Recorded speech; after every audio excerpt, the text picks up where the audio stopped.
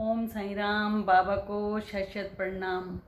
आज शिरडी में बाबा के जो भक्तों की संख्या है वो बढ़ती जा रही है, करोड़ों में।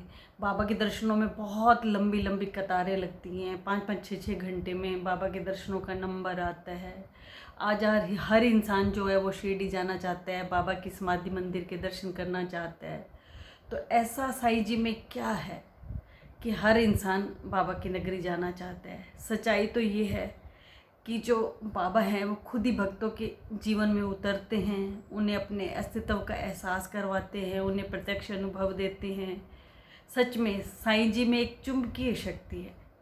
बाबा भक्तों को अपनी ओर खींचते हैं। आप अब एक बार शिरडी चले गए तो आप बाबा के हो गए और आप बार बार शिरडी जाना चाहोगे। सच में बाबा की जो नगरी शिरडी है वो जन्नत है। बाबा अपने भक्तों को अदृश्य रूप में कई कार्य करने की प्रेरणा देते हैं, उनके मन में भाव डालते हैं। बाबा ने मेरे मन के अंदर भी बार बार ये भाव डाला कि लोगों को तू शिरडी घुमा। जब मैं बाबा से जुड़ी तो मेरे मन में ये भाव आने लगा कि तू पूरे संसार को ही साईं में कर दे। पूरे संसार को तो कहाँ साईं में कर सकते, तो मैंने सोचा सिरसों को ही साईं में कर दूँ।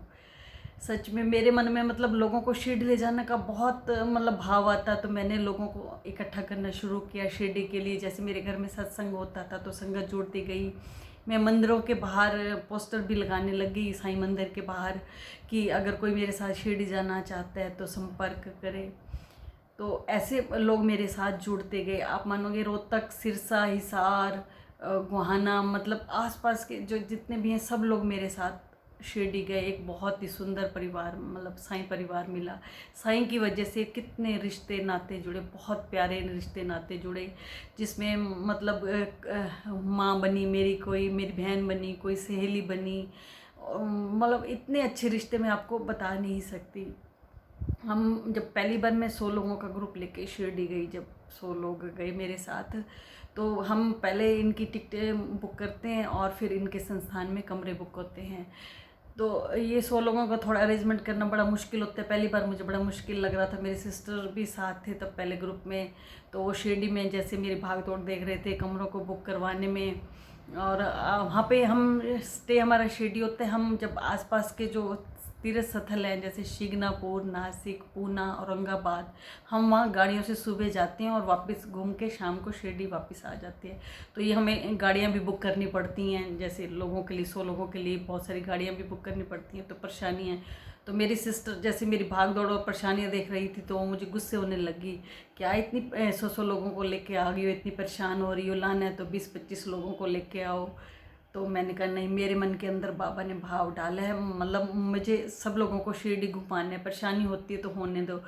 यही, आप सब लोगों को खुश भी नहीं कर पाते, 100 लोगों को लेके जाओ, बीच में कुछ ऐसे लोग भी आ जाते हैं जो आपकी बुराइयां भी करते हैं, ये सब सहना पड़ता है।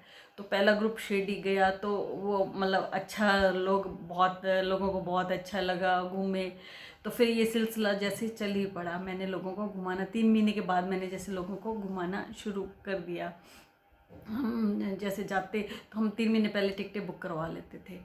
तो जो लोग शिरडी जाते वो आसपास सब जगह घूम घुमा के बहुत खुश होके आते। तो इनमें से रोहतक की जो 1-2 आंटी हैं, ये कमलेश बहन जी और शांति बहन जी, बहुत ही अच्छी आंटी हैं। ये दोनों आंटी मेरी दोनों माँ बनी हुई हैं। एक मेरे हस्बैंड की माँ बनी हुई हैं शांति बहन जी, और कमलेश बहन जी मेरी माँ बनी हुई हैं। इन दोनों माँओं ने सच में सगी माँ जैसा प्यार दिया है, बहुत प्यार दिया है। एक पुष्पा है मेरी फ्रेंड, बहुत अच्छी सहेली, एक बहन बनी हुई हैं। जब भी मैं सिरसा जाती हूँ तो इसके पास स्टे करके आती हूँ। जो ये रिश्ते बने हुए हैं आज तक भी निभ रहे हैं, इतने पुराने रिश्ते, बहुत अच्छे लोग मिले हैं।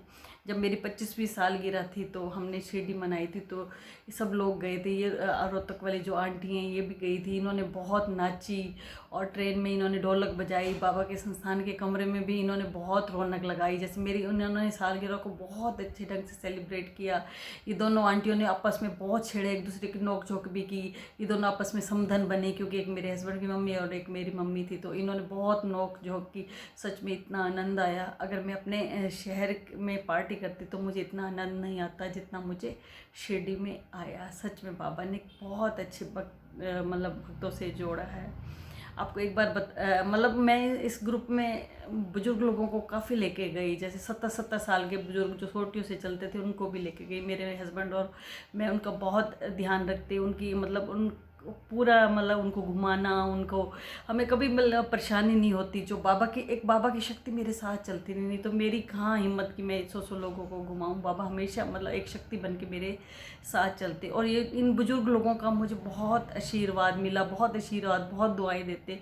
वो कहते कि हमारे बच्चे हमें इतना नहीं घुमा पाए, मतलब कभी नहीं घुमाया बच्चों ने जो तुमने घुमाया। बहुत दुआएं देते। जब वो दुआएं देते तो सच में बहुत खुशी होती, मन में इतनी खुशी होती कि एक हमने बहुत अच्छा काम किया। और सब काम करवा तो बाबा ही रहे थे। तो एक बार मैं बताती हूँ कि बाबा ने मेरी मतलब शिरडी टूर ले जाना, तो उस टाइम बाबा ने मेरी बहुत बड़ी परीक्षा ली। हमने मतलब 100 लोगों का ही ग्रुप था हमारा, हमने शिरडी जाना था। 3 महीने पहले हमारे जैसे टिकटें बुक हो गई और संस्थान के कमरे भी बुक हो गए 2 महीने पहले। तो शिरडी जाने से ना 4 दिन पहले मेरे जो छोटा बेटा है उसका एक्सीडेंट हो गया मोटरसाइकिल से, और वो गिर गया और उसके घुटने में फ्रैक्चर आ गया। और डॉक्टर ने कहा कि इसका तो ऑपरेशन होगा, फिर हमने उसका ऑपरेशन करवाया। और अब शिरडी जाने में 2 दिन बचे थे। बहुत परेशानी, लोगों की जो टिकटें हैं वो भी कैंसिल नहीं हो सकती थी। अगर कैंसिल होती तो बहुत पैसे कटते। जो बाबा का संस्थान है उसमें तो पैसे बिल्कुल भी वापस नहीं मिलते। टिकटों के तो फिर भी मिल जाते हैं आपके कट के, बाबा के संस्थान के कमरे बिल्कुल वापस नहीं मिलते, सारे चले जाते। मतलब एक एक इंसान को अगर टिकटें होती तो कैंसिल होती तो 2000 का नुकसान होता। अगर 8-10 लोग होते तो शायद हम टिकटें कैंसिल करवा देते। 100 लोगों के लिए टिकटें कैंसिल करवाना बहुत मुश्किल था, क्योंकि इसमें जॉब वाले लोग थे, उन्होंने छुट्टियों के लिए अप्लाई किया हुआ था। हर एक ने जैसे कि ग्रुप अपना सिस्टम बनाया हुआ था। 3 महीने पहले उन्होंने सपने सजो रखे थे शिरडी जाने के। मैंने बहुत कोशिश की कि कोई और पर्सन ले जाए, जैसे कि साईं भक्तों को कहा, पर कोई ले जाने को तैयार नहीं हुआ। बोले हम दीदी इतने 100 लोगों की जिम्मेवारी हम नहीं उठा सकते, वहाँ जाके गाड़ियाँ भी बुक करनी है, वहाँ पे लोगों को भी घुमाना है। तो सच कोई भी तैयार नहीं हुआ। तो मैं बहुत परेशान, बाबा मैं क्या करूँ। तो फिर मेरे हस्बैंड ने मुझे कहा कि मत टेंशन करो, तुम ले जाओ, मैं बेटे को संभाल लूँगा। और जो मेरे पार्लर की हेल्पर थी उसने भी कहा कि दीदी आप जाओ, भाई मैं आपके घर का खाना बना दूँगी। पर मेरा दिल तो मेरे बेटे को मतलब छोड़ के जाने को नहीं था। मतलब फिर समझ भी नहीं आ रहा था क्या करूँ। आखिर मुझे जाना ही पड़ा, लोगों के लिए जाना पड़ा।